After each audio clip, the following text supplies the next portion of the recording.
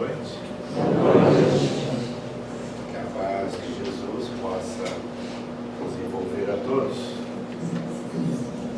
Nosso muito obrigado à direção da casa, que sempre gentilmente nos convida para aqui estarmos e, claro, aprendermos um pouquinho mais da boa nova de Jesus, do Evangelho que vem até nós, numa dimensão mais esclarecida e esclarecedora através da doutrina espírita.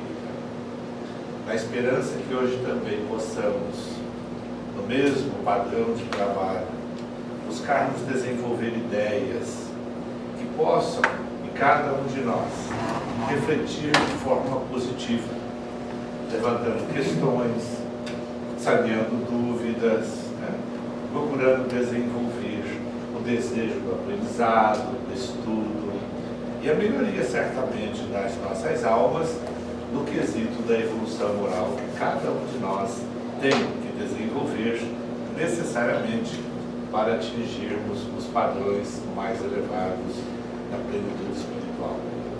Me ouvem bem aí no fundo? Sim. Me ouvem? A voz vai subindo, porque ela sobe um pouquinho mais. Nos traz hoje, então, o desejo de passar para vocês alguns pontos, porque o que caracteriza a doutrina espírita são várias fundamentações. Porém, procuramos buscar uma orientação no Evangelho segundo o Espiritismo, já exposto aqui a vocês na noite de hoje, no capítulo 1. Iniciando então pelo capítulo 1, não vim destruir a lei. Interessante esta colocação de Jesus, não vim destruir a lei. Então Allan Kardec aproveita exatamente esta temática e abre o Evangelho segundo o Espiritismo de 28 capítulos com este, em primeiro lugar, não vim destruir a lei. E o que é então que Allan Kardec aborda neste capítulo? O que nos traz o codificador da doutrina espírita? 3 aspectos ali de fundamental importância para a nossa compreensão dessa dimensão espiritual que envolve o nosso planeta. Da difusão das ideias renovadoras da nossa personalidade, da nossa moralidade, através dos emissários celestiais de Jesus, de Deus nosso Pai. Então Allan Kardec trabalha exatamente as 3 revelações. Trata de Moisés, de Jesus e da doutrina espírita. Ao tratar de Moisés, lembra-nos o codificador que este missionário de Deus vem nos trazer propostas que abrem horizontes ou definem horizontes a partir daquele momento, que vem então solidificar as ideias que nós trazemos ainda hoje e estamos desenvolvendo e aperfeiçoando. Moisés, então, com relação ao revelador Moisés, a persona de Moisés, trabalhou em 2 ângulos distintos. Trabalhou como um legislador à época, e certamente todos nós já ouvimos falar, temos algum conhecimento, até mesmo pelos filmes que aí estão, uma ideia da história de Moisés. Ele teve a parte civil e a parte então relacionada à lei de Deus, pois era um médium, um excelente médium, talvez o maior à época. Tanto é que no Tabor, quem é que aparece juntamente com Elias? Moisés, não é isso? O valor de Moisés. Moisés viveu então, conta-nos a história atual, aproximadamente, não tenho uma data exata, 1500 a 1600 anos antes da vida de Jesus. Para o nosso tempo, então, poderíamos colocar 3500 anos ou mais. Para nós termos uma ideia, em 3500 anos, 3 milênios e meio, o que é que nós avançamos? Como é que nós estamos como humanidade nesse desenvolvimento intelectual e moral que nos cabe? Moisés, claro, como um homem público, como um legislador, como aquele que comandou um povo muito hostil de conhecimento e hostil também nas violências da brutalidade, pois eram pessoas ainda de um QI menos elevado do que hoje, eram, na maioria, se não todos, escravos, né? Eram todos adoentados, incultos, uma dificuldade muito grande de legislar e de comandar uma população semelhante a esta. Então Moisés trabalhou exatamente um Deus de temor, dizendo que Deus era vingativo, punitivo, para amedrontar aquela comunidade, para que eles, através do medo, tivessem um respeito, uma responsabilidade maior com referência ao Criador. E Moisés então cria a pena de talião, né? Que nós encontramos lá no capítulo 24 de Levítico, ou seja, o dente por dente, olho por olho. É isso? Encontramos Moisés então dizendo que dente por dente, olho por olho. Se nós hoje observarmos na nossa sociedade dente por dente, olho por olho, parece-nos assim algo bastante intenso, não é isso? Mas lembremos rapidamente que antes de Moisés nós tínhamos leis muito mais intensas. Nós tínhamos o Código de Hammurabi e assim por diante, que permitia que quando alguém efetuasse um dano ao outro, o outro ia lá e dizimava a família toda. Tomava os seus bens, as suas propriedades, os seus criados, os seus animais. Era algo assim terrível. Moisés já delimitou, falou, não, se você sofreu mal, você não pode dizimar a família do outro. É dente por dente, olho por olho. Se você então teve um ferimento, um dano, que esse dano seja reparado de forma proporcional. Veja como já houve um ganho muito grande, né? Houve um ganho muito grande. Porém, Moisés criou esse Deus terrível que amedrontava, para que houvesse então uma limitação nas pessoas da época. Porém, o que nos interessa sobremaneira é Moisés no campo da lei de Deus, como um missionário de Deus. O que é que nós temos na história?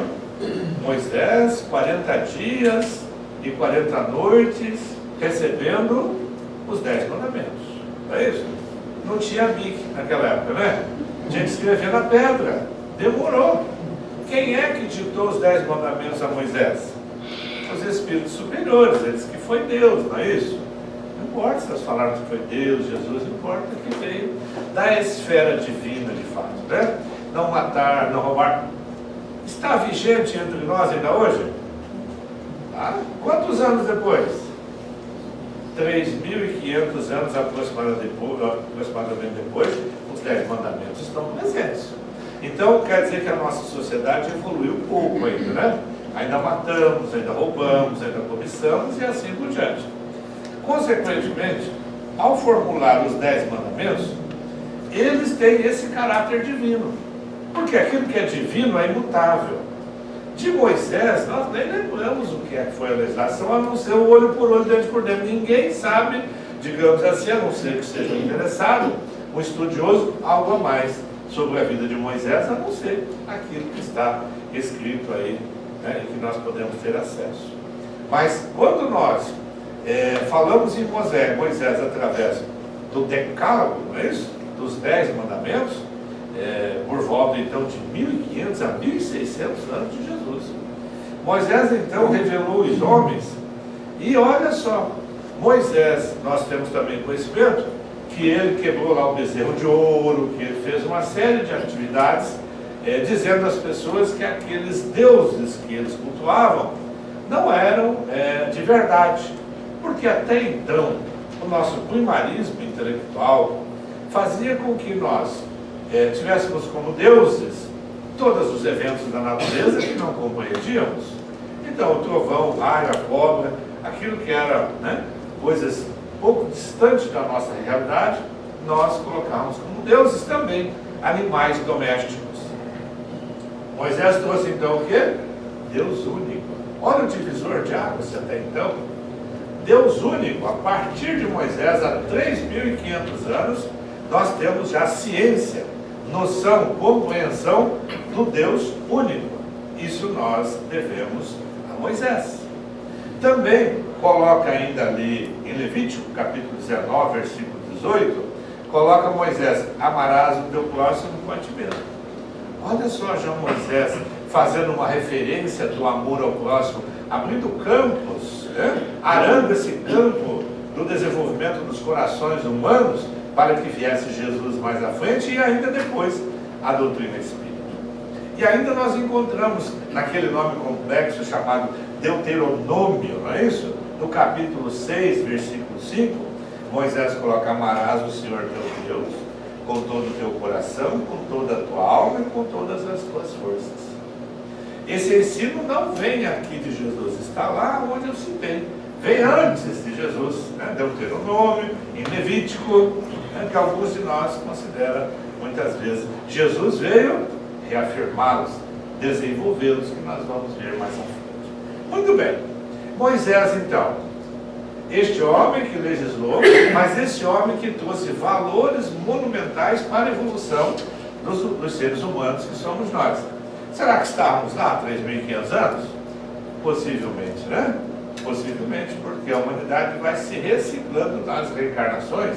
Somos nós mesmos em personalidades diferentes e, quiçá, melhores. Que esse é o projeto, né?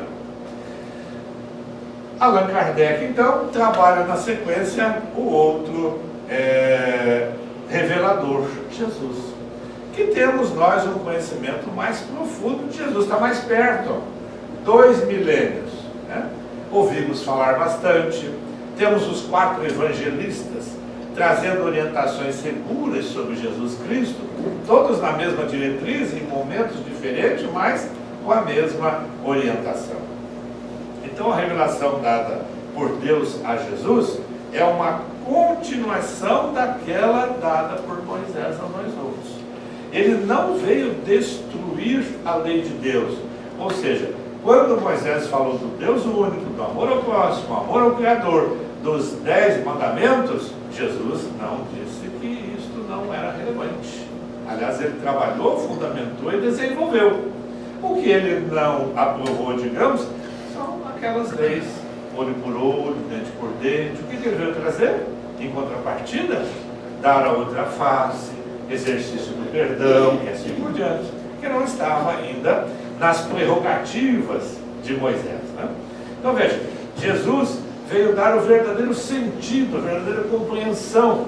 É uma sequência de ensinamentos, como nós temos uma sequência de vivências no plano terreno, e elas não diminuem no plano espiritual. Nenhum de nós fica ocioso, a não ser que o deseje, né? E por um determinado tempo, não é nunca para sempre, estando encarnado ou desencarnado. O processo de desenvolvimento das nossas almas encarnadas, dos nossos espíritos desencarnados, é perene, constante, é para sempre. Então, Jesus veio definir os ensinamentos de Moisés, trazendo o princípio dos deveres do homem para com Deus e para com o próximo. Quando Jesus nos coloca, então, a nossa responsabilidade com relação a esse Criador único que Moisés já havia trazido, e também para com o próximo, ou seja, desenvolver esses valores, nós vamos encontrar lá em Mateus capítulo 5, versículo 44, os ensinos de Jesus na seguinte diretriz. 44 especificamente. Eu, porém, vos digo, amai vossos inimigos. Olha a primeira oferta que ele nos dá. Amar os vossos inimigos. Porque até então, qual era a ideia do inimigo? Matar, extinguir, disseminar, não é isso? E não precisava nem ser inimigo algumas vezes, bastava que o nosso interesse fosse superiores. Fazei bem aos que vos odeiam. Como perdoar? Que até então o que vinha à frente era a ponta, não é isso? Por que passamos das mãos? Porque não tem mais o punhal, a adaga, a espada, não é isso? Antes era a espada que vinha primeiro. Hoje vem a mão em sinal de amizade, de respeito, não é isso? De tolerância, de compreensão. Diz-nos também, fazer bem aos que vos odeiam. Então, amar o outro, mesmo através dos momentos delicados do ódio ou das dissensões, é algo que nós ainda estamos exercitando. Também dizer, orai pelo que vos maltratam ou perseguem. A oração, então, com Jesus passa a ter uma diretriz segura, uma orientação de que ela tem uma resposta plena do Criador e das criaturas que conosco compartilham dessa nossa caminhada espiritual. Vejamos então, ensinou aos homens que a verdadeira vida não é a que transcorre na terra, e sim aquela vivida, conforme ele gostava de colocar, no reino dos céus, para que houvesse entendimento das pessoas daquela época. Hoje nós trabalhamos em termos de erradicidade, não vou complicar muito aí para os que estão chegando, para os que não têm uma compreensão mais profunda da ciência espírita, né? Outra dimensão, né? Primeiro já lembrou, outra dimensão, erradicidade, não é isso? Jesus falava, né, o reino dos céus, ou seja, o mundo fora do mundo material, né? Aquele que nós estivermos inseridos, de acordo com a nossa competência, a nossa capacidade. Porque alguns de nós, mesmo estando na Terra, não conseguimos encontrar paz. Ainda estamos em conflitos. Mas muitos na Terra já encontraram a felicidade, né? A benevolência, encontraram relações fraternas, né? Depende de cada um de nós. Como estamos interagindo com o meio em que estamos envolvidos. Então, e se aqui é vivida do reino dos céus de Jesus, para que nós não dessemos maior importância às coisas da terra. Ele não disse que nós não devêssemos dar importância às coisas da terra, mas que não dessemos mais importância às coisas da terra do que às coisas que prevalecem, que permanecem no Espírito. Nós hoje vivemos um momento na terra de excessivo materialismo. Excessivo materialismo. Nós criamos, através do desenvolvimento da ciência, da tecnologia e assim por diante, orientações e necessidades que não são preferenciais para a nossa vida diária. Criamos coisas e nós vamos buscando cada dia estarmos presentes nas coisas que aí estão, que elas não são essenciais à nossa vida. E aí nós nos desgastamos, morremos antes da hora, ficamos endividados, ficamos preocupados com coisas que são efêmeras e nos distanciamos dos valores humanitários, né? Do perdão, da caridade, da fraternidade, da benevolência, e assim vai, né? E nós então cobramos do outro aquilo que nós ainda não fazemos. É característico da maioria de nós outros. Ver o defeito do outro ainda está conosco. E há 2000 anos, como é que Jesus tratou disso? Vede um argueiro no olho do seu semelhante, não é isso? Mas não vê uma trave que está no nosso olho. Este é o grande problema de nós humanos. A observância do defeito do outro e a inobservância das nossas imperfeições. A doutrina espírita é pródiga nesse aspecto. Nenhum que vem à doutrina espírita vem para ser observado, indicado, relacionado, criticado ou qualquer aspecto. É recebido sempre de forma muito fraterna. E cada um de nós vai, através da leitura, do estudo da doutrina espírita, se autodefinindo, né? Renovando os seus valores, vai se compreendendo, se auto-perdoando, e assim nós vamos nos afirmando. E nós então passamos a compreender que o ensino, que ele se consubstancia em nós, ele pode ter um reflexo externo, mas é sempre do interno, do intrínseco para o extrínseco, do interno para o externo. Eu sempre brinco com o professor Erasmo, quem é que ensina? É o professor que ensina ou o aluno que aprende? Ele fala, é as duas coisas, é verdade. Porque o mau professor não ensina, mas o bom aluno vai aprender autodidaticamente, independente do professor. É isso? Um aluno que é um bom aluno aprende independente. Agora, um mau aluno, mesmo que o professor seja ótimo, ele não está interessado. Então, quando nós estamos interessados, nós nos autopromovemos, desenvolvemos as qualidades que precisamos para sermos melhores espiritualmente. É assim que nós trabalhamos? É nada, né? Eu quero um carro melhor do que o do vizinho, eu quero uma casa maior do que o vizinho, eu quero assim, sempre coisas materiais.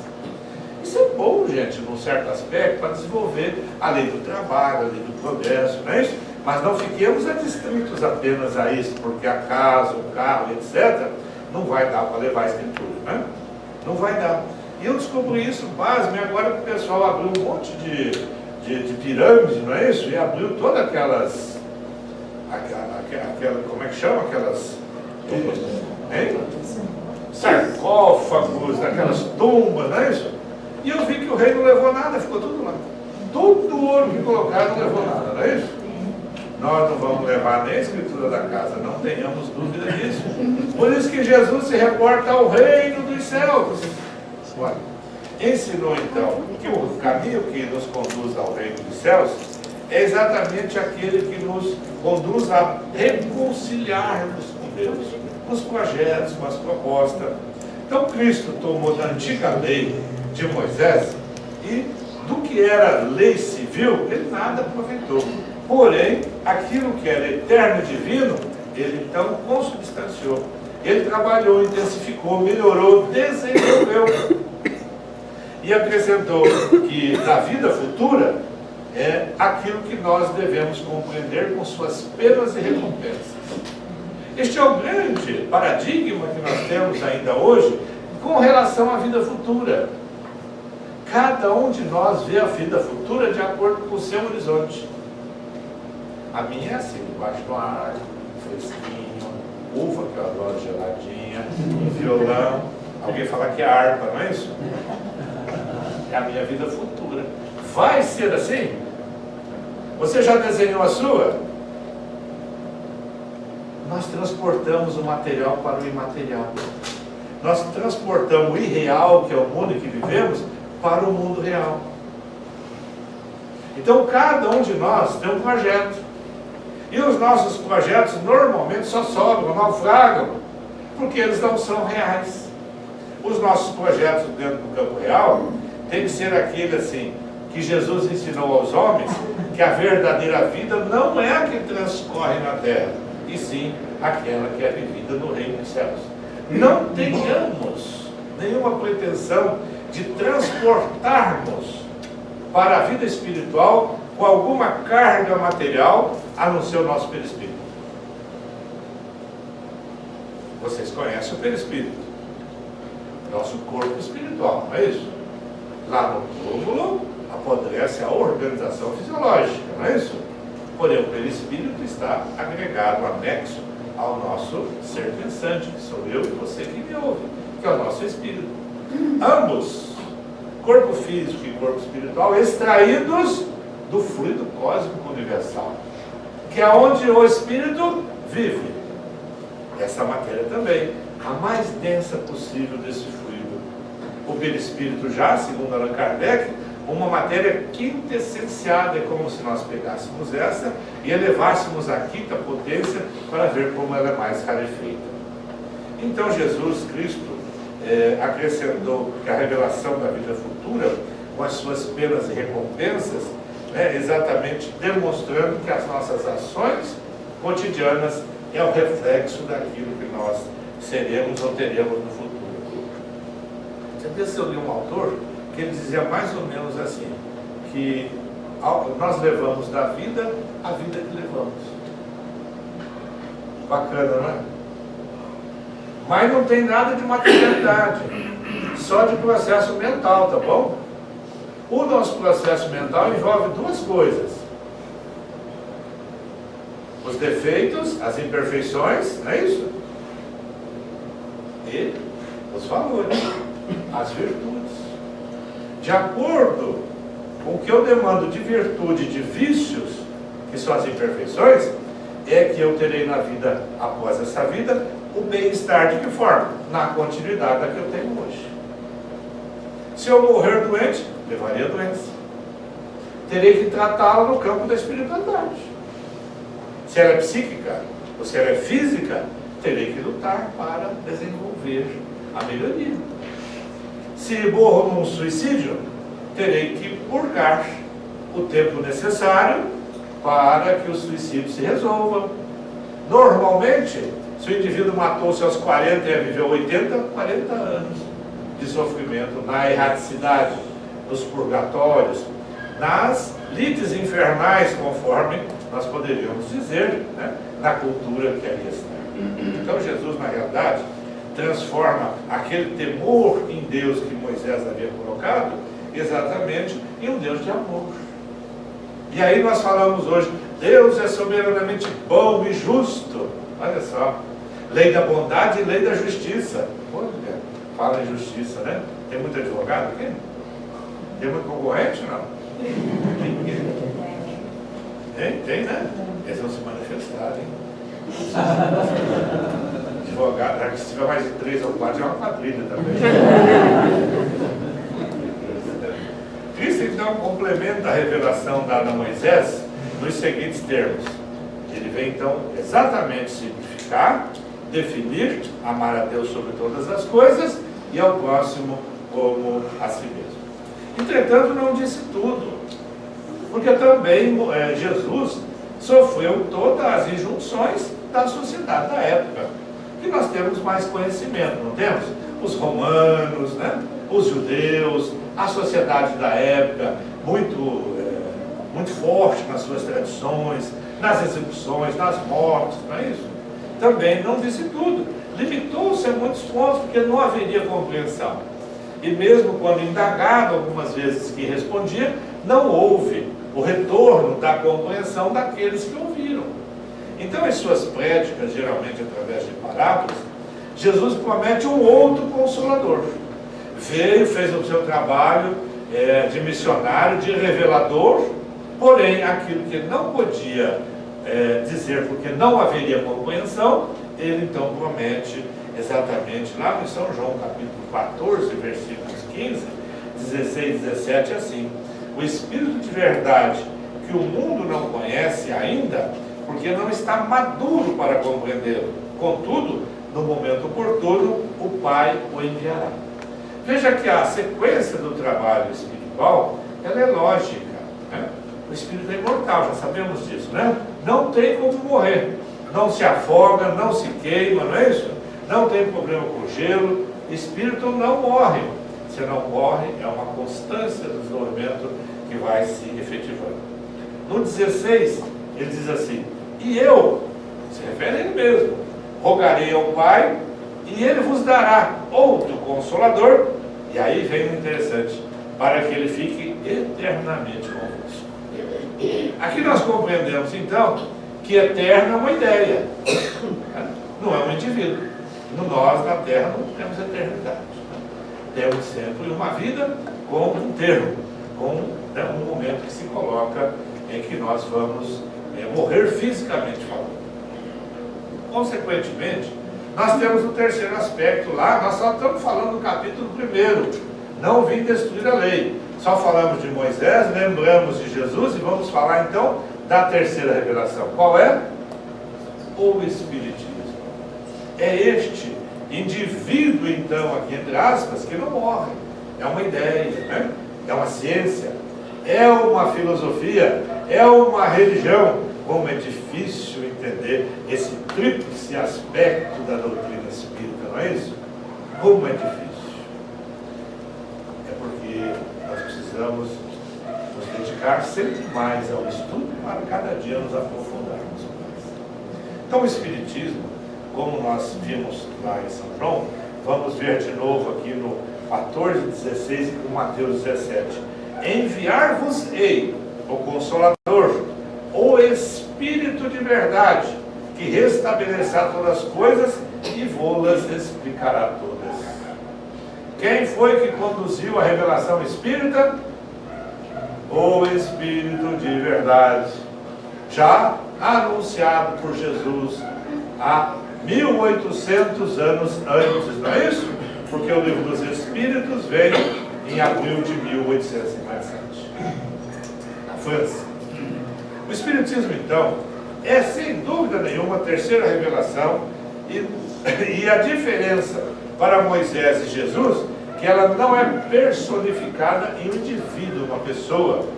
Ela tem Allan Kardec como codificador, como professor que resumiu, que enxugou, que arrumou, que condensou, traz algumas ideias, mas ela é exatamente dos espíritos superiores. Tanto é que, como é que é o nome do primeiro livro? O Livro dos Espíritos. É o livro de Kardec. O Livro dos Espíritos. E todas as questões que lá estão são respondidas pelos Espíritos superiores. As perguntas são do codificador. E muitas delas analisadas exatamente de aproximadamente 1100 na Terra. Ele já recebeu de início 50 cadernos, não é isso? Que ele foi trabalhando, condensando e unindo então as informações.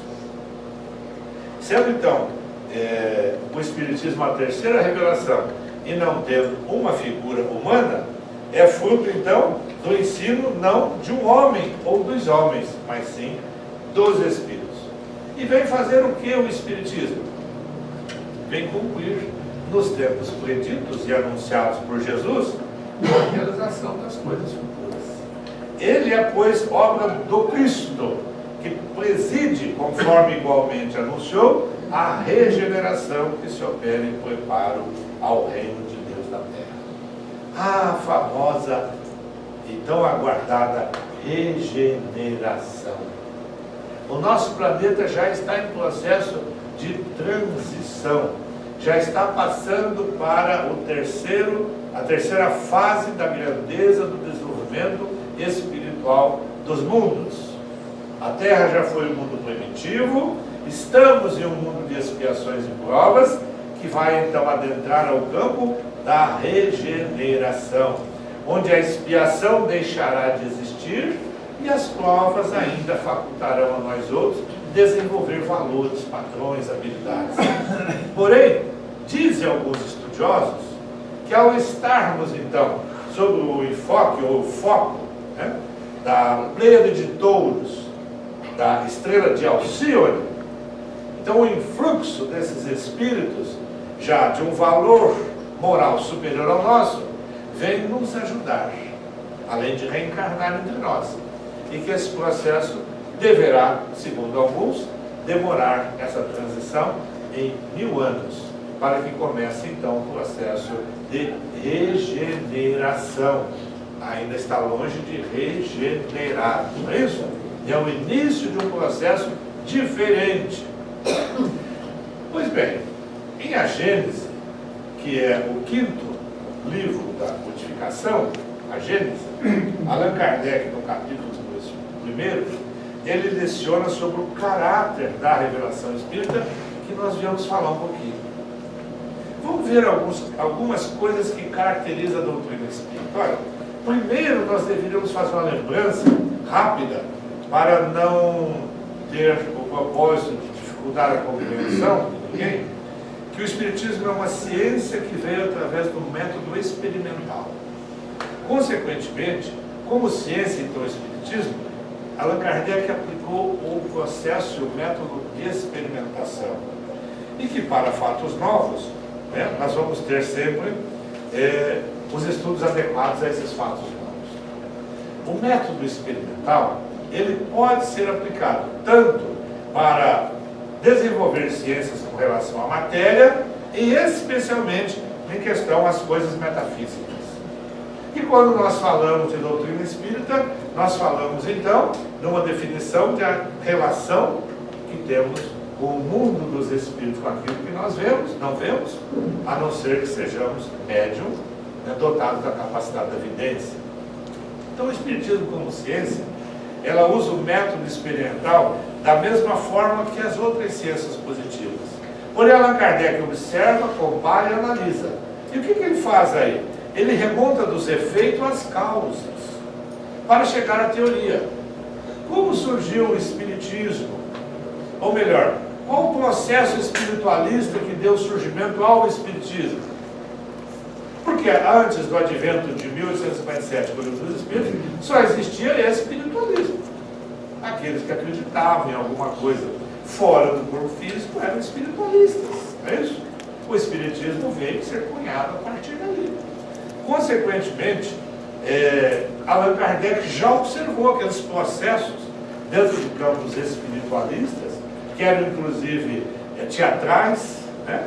Eram de distração, de divertimento, nas sociedades da época, as mesas girantes, não é isso? Os cestinhos que escreviam, as mesas falantes e assim por diante. Mas Allan Kardec, na sua sapiência, então observa, compara e vê que a mesa não fala. Então ele vai analisar que tem algo a mais além da mesa.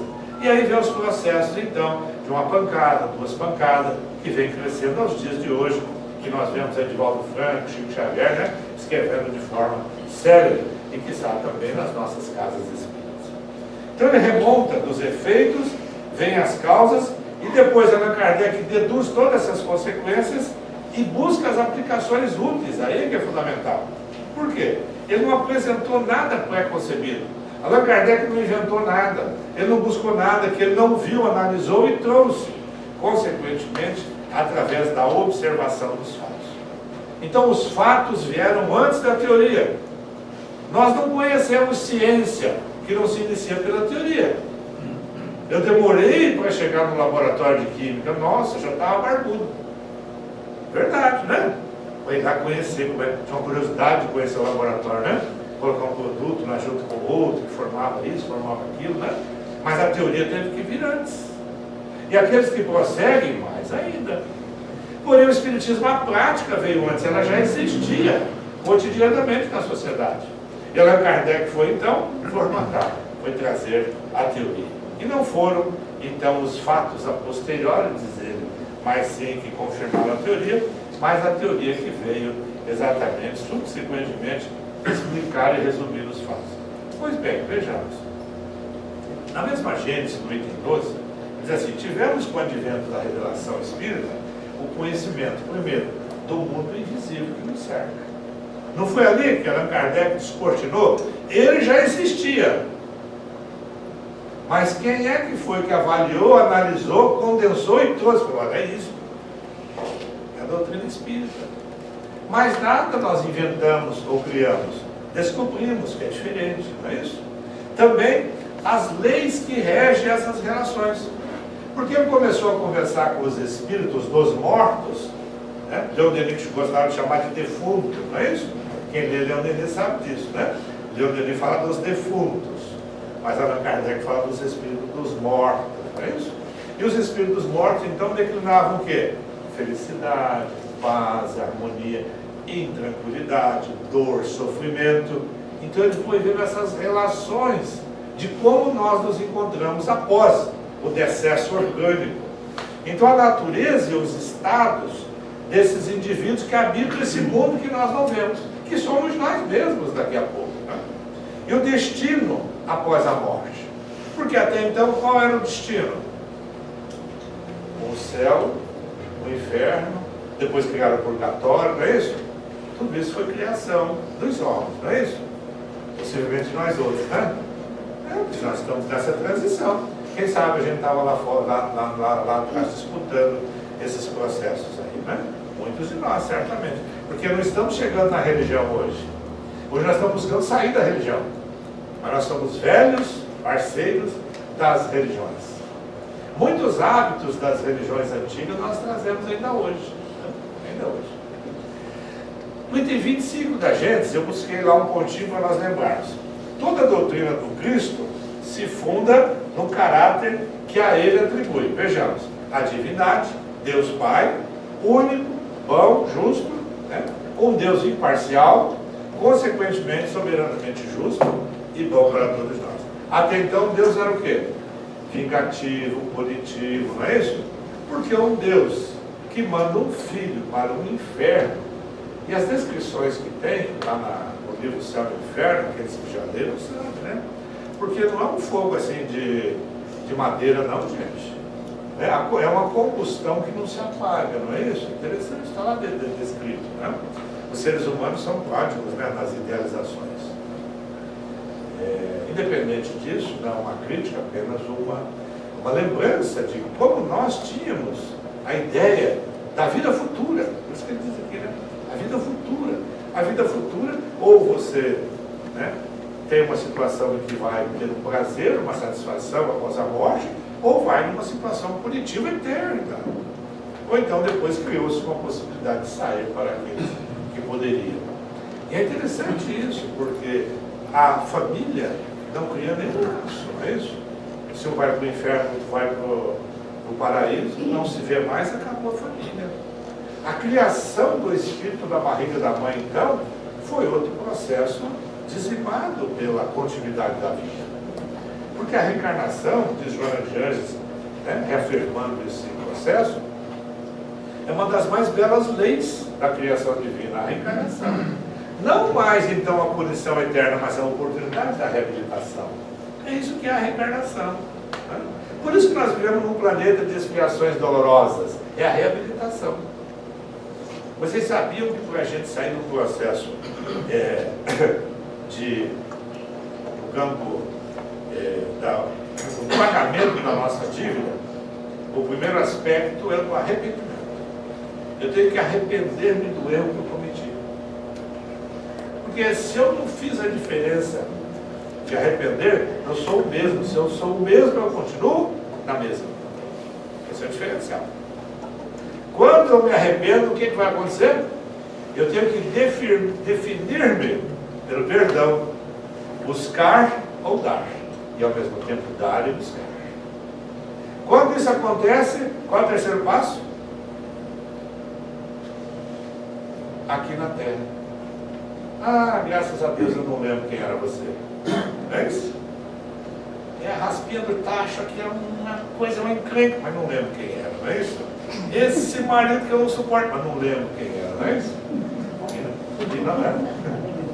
Ainda bem que não lembro, nós vamos nos suportando, né? Diz o Espírito no Evangelho, que nós vamos nos suportando, nós não nos amamos, nós nos suportamos. Amar é diferente de suportar. Eu acho que a dona Sônia me suporta lá em casa, eu não falo nada, mas ela vai me suportando.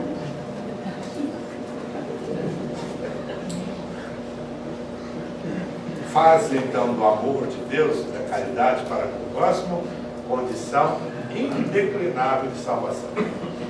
Ponto fundamental, gente. Tudo aquilo que nós quisermos é como se estivéssemos recolhendo, para que substancialmente se produzisse no nosso ser, se definisse no nosso ser, está exatamente aqui. A caridade e o amor ao próximo é condição indeclinável para a evolução do espírito. É condição indeclinável. Tanto é que a máxima, né, Kardec colocou como axioma inexorável, uma palavra bonita, mas a máxima do espiritismo é fora da caridade não há salvação. Um contraponto ao que, gente? Fora da igreja não há salvação. Cada igreja então vai salvar mais do que a outra, não é isso? E daí não salva ninguém, porque não salva nem a si mesmo, que é o engodo, não é isso? Agora a caridade tem como ser diferente?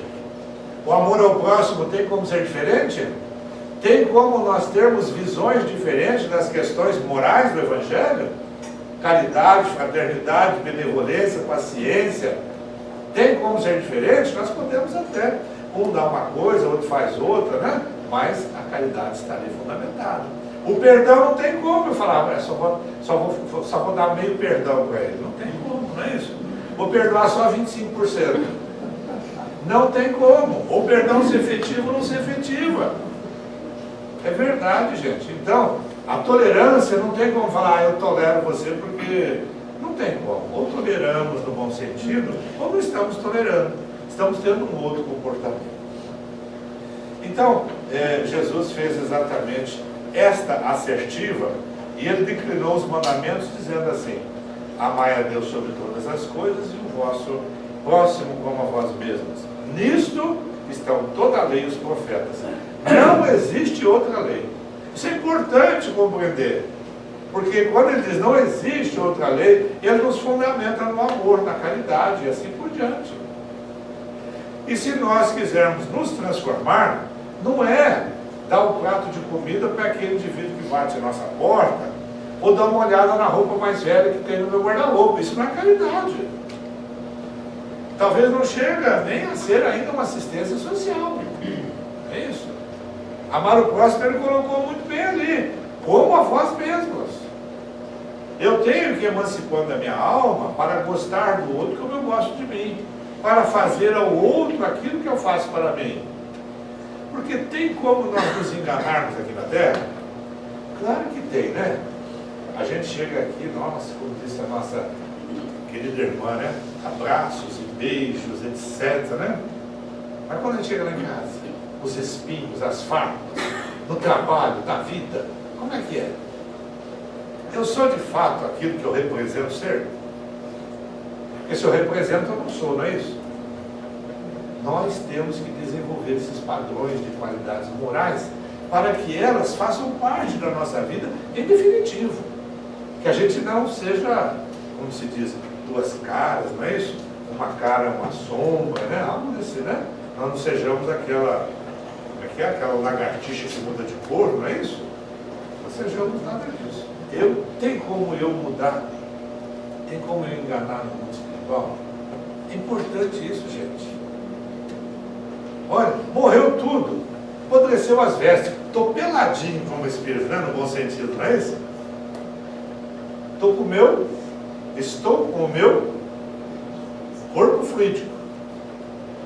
Como que um espírito observa o outro dentro do seu corpo fluídico? Através dos nossos chakras, não é isso? Pelo menos 7 cores, posturas de pensamento, ações que nós movimentamos no fluido cósmico que nos envolve. Começamos pelo chakra da cabeça, o coronário, não é isso? Onde estão os meus pensamentos? Aquele que é superior a mim, lê aonde estão os meus pensamentos. Ah, está lá na inveja, né? Está lá no comportamento assim ou outro. Se o meu pensamento estiver na fraternidade, o meu centro coronário pode estar bem. O chakra do coração, onde está o sentimento, digamos assim. Onde está o meu sentimento? É fraternal? É amoroso? Ou ainda é o sentimento de inveja? É o sentimento de descaso? Ou não tem sentimento? Vamos descer para o chakra genésico do sexo. A Terra não tem problema de sexo, não é isso? Na minha opinião, um dos mais graves problemas que nós enfrentamos ainda está na área genésica, no sexo. E nós só conseguimos ver algumas coisinhas aí fora, viu? Só algumas coisinhas, porque dentro dos lares, a sombra, né, doméstica é onde as dificuldades existem.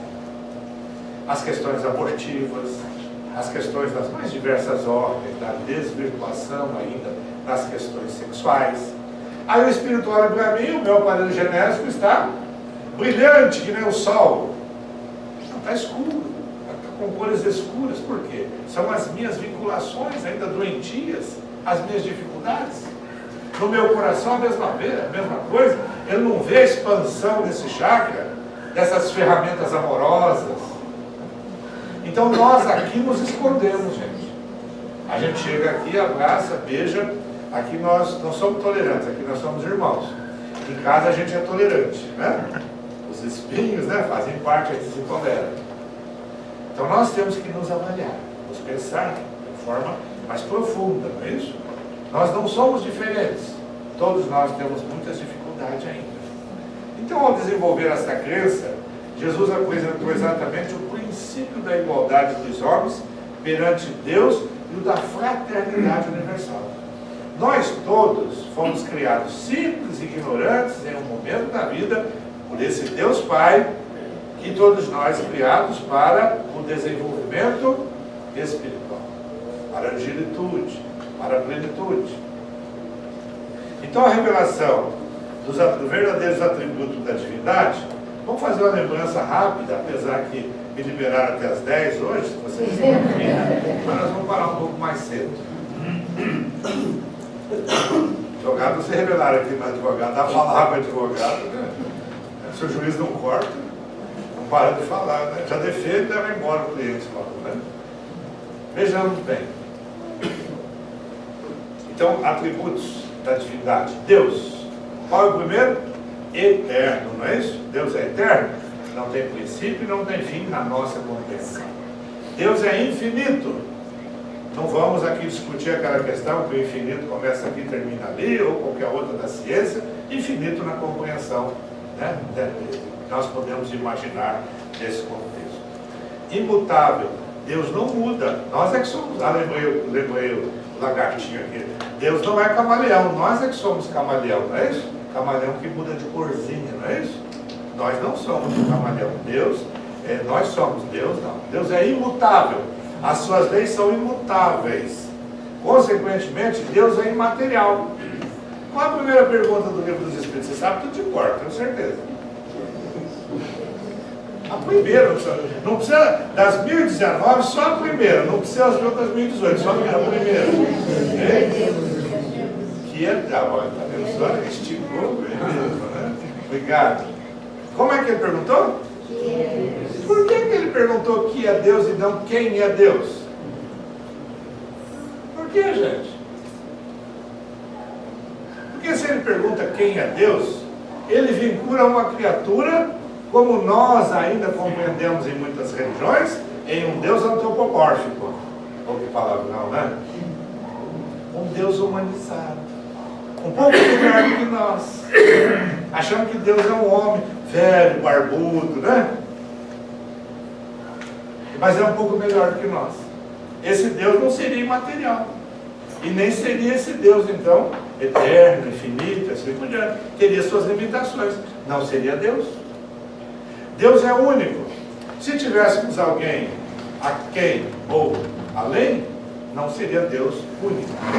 Então, ele é único. Também é todo poderoso. Ninguém tem poder maior que Deus, a não ser os insensatos, né? Acham que Deus criou poder para concorrer com ele em situações as mais absurdas existentes, né? Não tem isso. E aí vem o fechamento dessa ideia, que Deus é soberanamente justo e bom.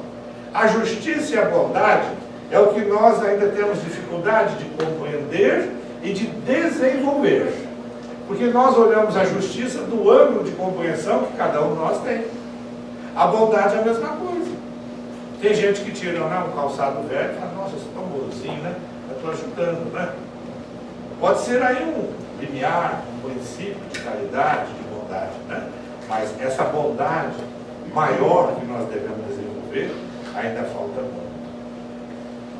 No livro dos Espíritos, na pergunta 23, com referência à imortalidade da alma, Allan Kardec pergunta, então, fazendo uma referência ao que é Deus, ele pergunta o que é o Espírito.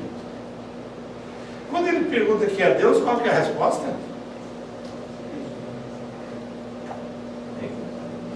Causa primeira de todas as coisas. Causa primária de todas as coisas. Inteligência suprema, causa primária de todas as coisas. E quando ele pergunta o que é o Espírito, qual é a resposta? Porque ele pergunta o que é o Espírito. Então, quem é o Espírito? Porque o Espírito é imaterial. O Espírito, não tem Espírito. Quando ele pergunta, então, qual é a resposta? Já que Deus, né, é esse princípio inteligente, os Espíritos, seus filhos, são o quê? Princípio inteligente da natureza, que são criaturas criadas por Ele. Somos criaturas criadas por Deus. Lá na Gênesis, nós vamos encontrar assim, Allan Kardec falando assim, que o Espírito é uma chama, um clarão. Eu gosto de uma amiga minha que ela faz beicinho, uma chispa. E aí, gente? Eu sou uma chispa. Você é um clarão. Como compreender isso? Gente, eu estou fazendo essas indagações para que nós saiamos um pouquinho do chão, do terra a terra. Pensemos em nós como espírito criado por Deus, imortais, fadados à perfeição.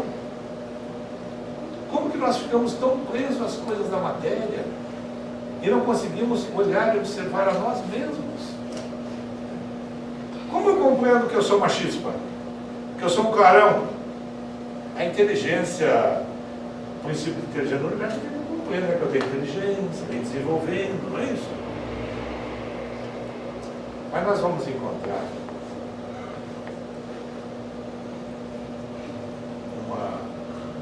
colocar colocação do Espírito Manuel Filomeno Miranda, no livro Transição Planetária, mais ou menos assim, que nós somos o Espírito que vem lá das questões primitivas, ou seja, a prevalência em nós era um instinto. O instinto não nos abandona, tá? Mas ele vai melhorando. Do instinto, nós começamos a desenvolver, através do livre-arbítrio, a inteligência. Uma inteligência rudimentar que vai se desenvolvendo para uma inteligência mais profunda. E depois dessa inteligência, nós temos aquilo que hoje nós precisamos trabalhar: a consciência. É isso que nos falta, gente. É consciência das coisas. É consciência de nós mesmos. O instinto está conosco. A inteligência nós estamos desenvolvendo. Mas a consciência de quem eu sou, onde eu estou, o que eu devo fazer para adquirir o bem-estar futuro, eu ainda não tenho essa compreensão. Como que eu quero o bem-estar futuro? Que alguém dê ele para mim. Que alguém dê para mim. Sem que eu me esforce nas transformações. Nós podemos, uns em relação aos outros, colaborarmos conosco, não é isso? Nos ajudando, produzindo aquilo que nós já temos, repartindo com o nosso próximo. Mas não tem como nós entrarmos, no bom sentido, no nosso próximo e fazermos a compreensão daquilo que ele ainda precisa fazer por si só. Então, esse grau de consciência, eu me lembro, quando fiz a faculdade de Direito, logo no início, o professor de filosofia do direito, gostoso, né? Quem já fez aí adora a filosofia do direito. Né? Mas ele trouxe, eu me lembro, ele trouxe a oferta da caverna de Platão de uma forma simples, em que ele tinha projetado numa escola que não era universitária, mais ou menos assim. Vocês certamente já leram, conhecem, né? a caverna, né? de Platão. Ele trouxe de forma simples, uma cartolina assim, uma caverna escura, cheia de cabecinhas, de gentinha ali dentro, não é isso? Representando a Terra. A Terra. Uma caverna escura. Ah, mas não tem teto? Tem sim. Tem muito teto que a gente não vê. E aí a pessoa desenhou assim uma escada enorme. E lá no fundo da escada tinha um sol brilhante que iluminava aquele começo de escada de lá para cá, que era o fim daqui para lá. E tinha gente subindo essa escada, gente caindo, gente tropeçando, gente parada. Né? É isso, esse estado de consciência de cada um de nós. Hoje eu analiso aquele projeto do professor. Eu estou na caverna, mas o meu estado de consciência, eu me conscientizando de quem eu sou, onde eu estou, o que eu devo fazer para as melhorias espirituais, eu vou galgando essa escada, que é a busca do bem-estar, da plenitude espiritual. Mas tem como alguém chegar ali na caverna e falar: nossa, eu gosto tanto de você, dá a mão, eu vou te tirar daqui? Não existe isso na evolução do espírito. Não existe. Cada um tem que fazer a sua caminhada. O que Jesus nos disse é muito sábio de compreender hoje. Nenhuma das ovelhas do redil do meu Pai se perderá. Por que ele disse isso? Pode ficar para trás. A ovelha no sentido figurado, falando de nós, os espíritos da casa do Pai. Nenhum se perderá.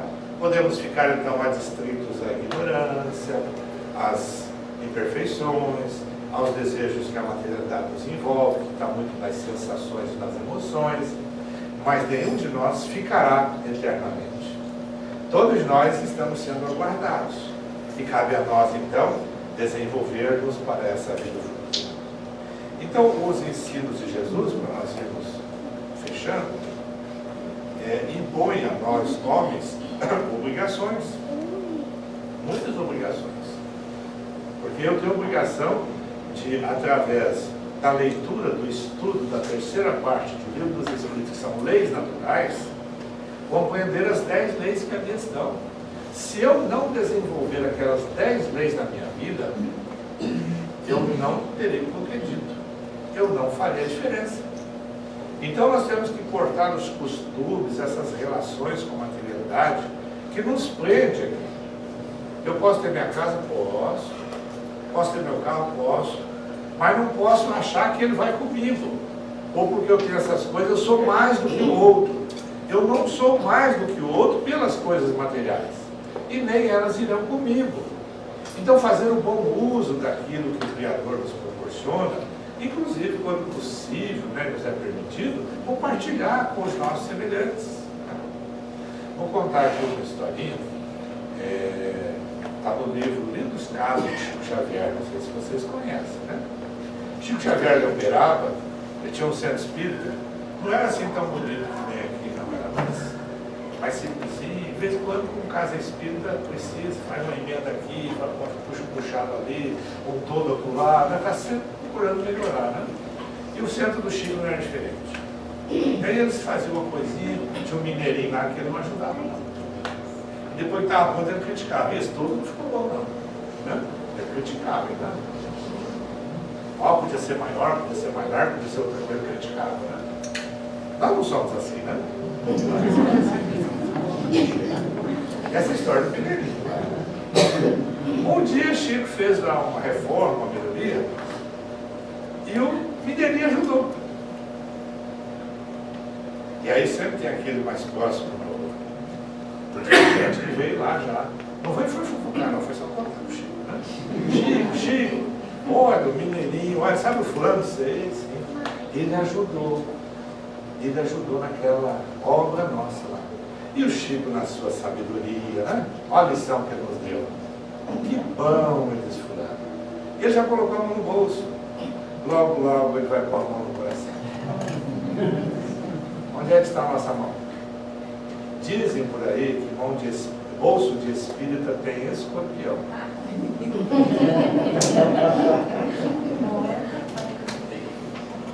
Estou fechando, né, esse processo que eu acho magnífico, porque é para nós nos olharmos no sentido da caridade, né, de estarmos realmente mais próximos do nosso semelhante, né?